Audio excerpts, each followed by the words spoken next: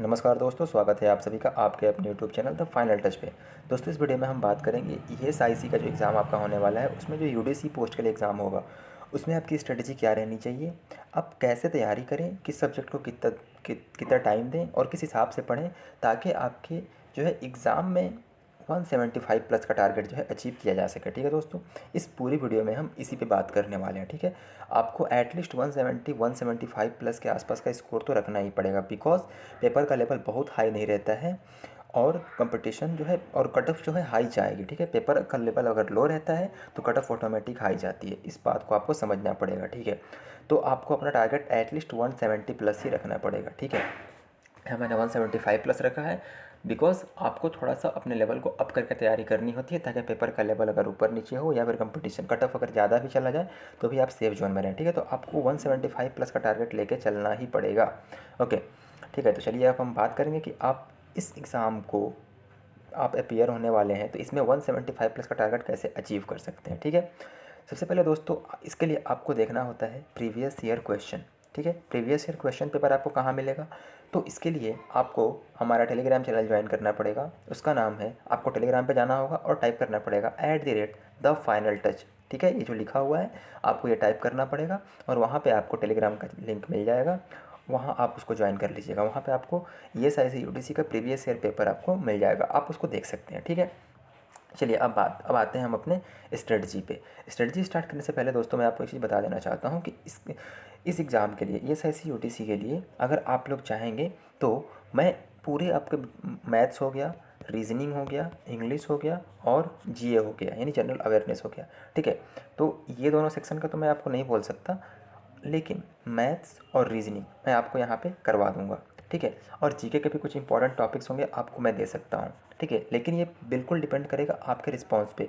अगर आप लोग चाहते हो कि पूरा का पूरा कंप्लीट मैथ्स और पूरा का पूरा कंप्लीट रीजनिंग मैं अपने चैनल पे कराऊँ तो आप जो है कमेंट करके ज़रूर बताइएगा। ठीक है, स्पेशली मैथ्स, बिकॉज मैथ्स जो मैं आपको यहाँ बताने वाला हूँ ना तो बहुत हाई लेवल का होगा ना तो बहुत लो लेवल का होगा, आपके एग्ज़ाम के लिए बिल्कुल रेलेवेंट होगा और टू द पॉइंट होगा, कम टाइम में आपको ज़्यादा चीज़ें बताई जाएंगी। ठीक है, अगर आप लोग चाहते हैं कि मैं वीडियो स्टार्ट कर दूं मैथ्स वगैरह के लिए तो आप कमेंट करके ज़रूर बताएं।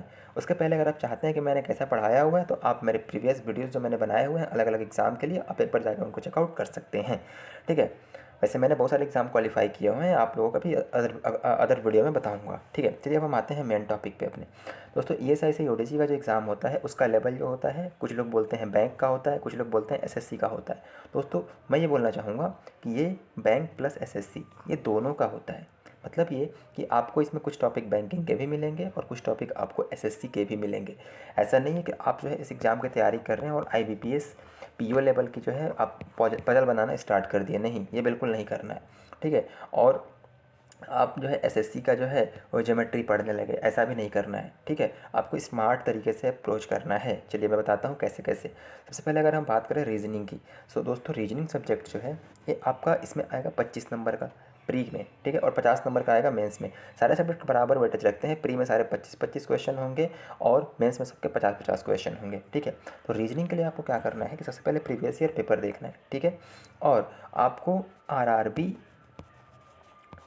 पीओ एंड क्लर्क, ठीक है, आरआरबी पीओ एंड क्लर्क, आप पीओ छोड़ भी सकते हैं, आप आरआरबी क्लर्क और आईबीपीएस क्लर्क, आरआरबी क्लर्क और आईबीपीएस क्लर्क, इसमें जो आपके पेपर्स हुए हैं प्रीवियस ईयर में उनमें जो 3 से 4 लाइन की पजल्स हैं, ज़्यादा बड़ी बड़ी नहीं, 3 से 4 लाइन्स की जो पजल हैं उनको आप देख सकते हैं। ठीक है, आप चाहें तो कोई मॉक टेस्ट वगैरह भी ले सकते हैं और उसमें जो है आप सिर्फ उन्हीं क्वेश्चन पर फोकस रखें जो 3-4 लाइन के पजल जिनमें हो। पजल आएंगी, एक या दो पजल आ सकती है, 3-3 4-4 का सेट होगा उसमें, और आपको जो है बहुत बड़ी पजल नहीं होगी, मुश्किल से 3 से 4 लाइन की पजल होगी। ओके, तो पजल की प्रैक्टिस आपको यहाँ से करनी है। उसके बाद एसएससी के जो रीजनिंग आती है ना, एसएससी एग्जाम्स में आप प्रीवियस ईयर पेपर निकाल करके आप एसएससी के जो क्वेश्चन आए हुए हैं उनको आप जो है वहाँ से सॉल्व कर लें, एसएससी के सिलॉग सॉल्व कर लें, एसएससी का जो नंबर सीरीज वगैरह है वो सब सॉल्व कर लेंगे, तो आपको जो है रीजनिंग के लिए बहुत ज़्यादा भटकने की ज़रूरत नहीं है। रीजनिंग आप जो है बस एसएससी के प्रीवियस ईयर और आईबीपीएस क्लर्क और आरआरबी क्लर्क इनके पेपर को सॉल्व कर लीजिए, आपका रीजनिंग का काम हो जाएगा। आप आराम से इसमें 25 आउट ऑफ 25 भी कर सकते हैं। ठीक है, आप प्रीवियस ईयर को पेपर देखेंगे तो आपको मेरी बात का अंदाज़ा हो जाएगा। देखिए वेन डायग्राम वगैरह हो गया, एसएससी में आता है कि नहीं आता है, आता है ना।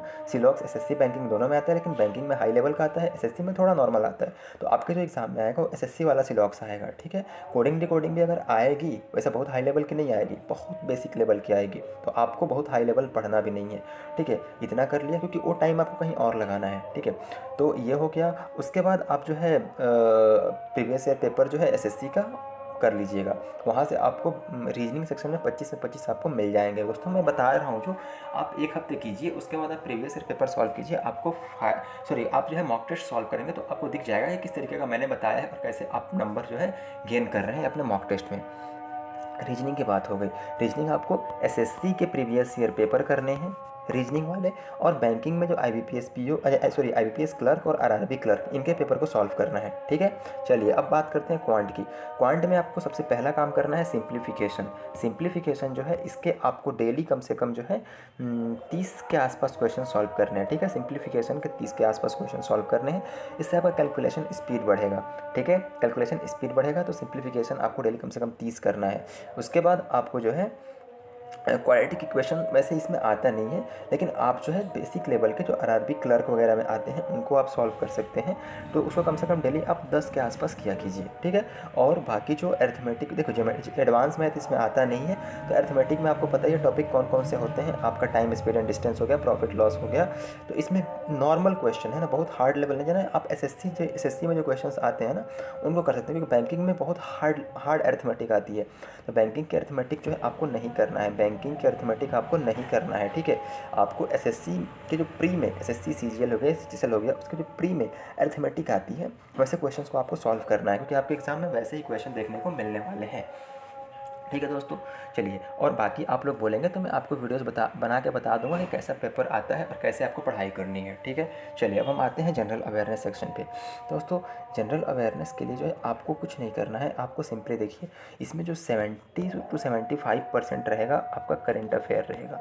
उसके बाद आपको लगभग जो है 20% के आसपास जो रहेगा वो स्टैटिक जीके रहेगा, ठीक है। तो आपको इस पे फोकस रखना है, और इसके लिए आपको क्या करना है, देखिए करंट अफेयर पढ़ना है।